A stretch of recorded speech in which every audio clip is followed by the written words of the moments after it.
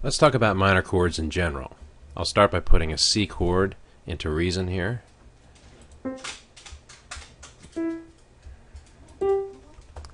There we have it, C chord.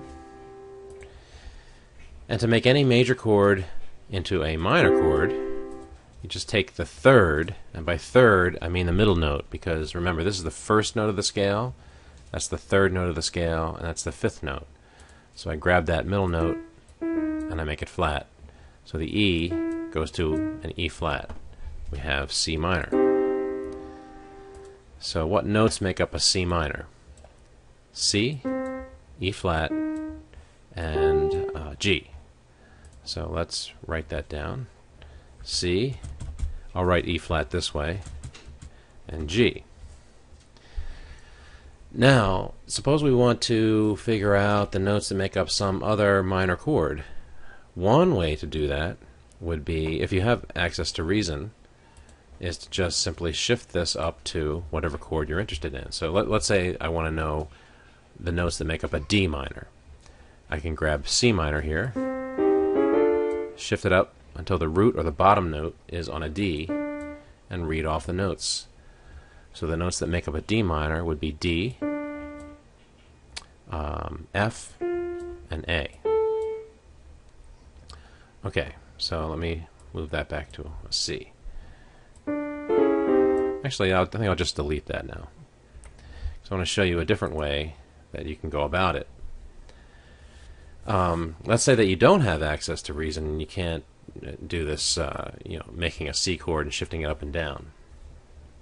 But you do have access to at least a picture of a piano keyboard. Well, you can reason this way. Let's say that I want to know what chords make up the A minor. Well, I know it's going to start with an A. What would the next note be? Well, it would be the note that corresponds to this E flat in the C minor. So what's the distance between the C and the A? Well, let's start with a C here. Let's count up to an A, which would be up here. I have to count both white and black keys here. So there's the C. So I'm going to start counting on the next note. 1, 2, 3, 4, 5, 6, 7, 8, 9. So if I start with a C, I have to count up 9 to get to an A.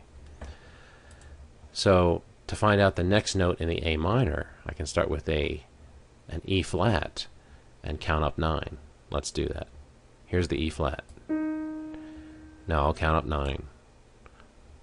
1, 2, 3, 4, 5, 6, 7, 8, 8, 9. A C. So C would be the next note in the A minor. And then I can do the same with the G note here. Start with a G, count up 9. So let's move down lower here. Here's a G, count up 9. 1, 2, 3, 4, 5, 6, 7, 8, 9. I get an E. So an E is that last note in the A minor chord. Sorry. Okay? So you can use this method as long as you know what notes make up the C minor. You can use this method that I just discussed to find the notes that make up any minor chord.